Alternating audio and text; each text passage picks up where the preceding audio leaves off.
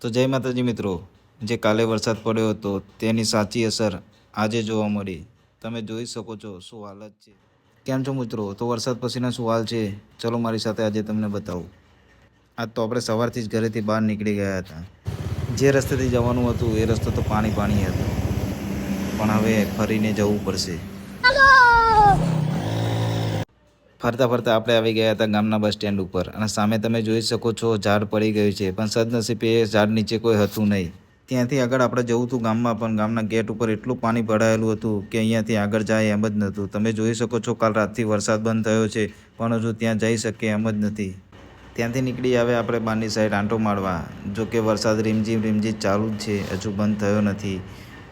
અહીંયા તો સાધનો પણ પાણીમાં સૂઈ ગયા હતા જુઓ. તો ફાઇનલ ગાઈસ, આપણે આખું ફરીને ગામમાં આવી ગયા. હજુ ગામમાં અવર જવર શક્ય બની નથી. જોઈ શકો છો તમે પાણી.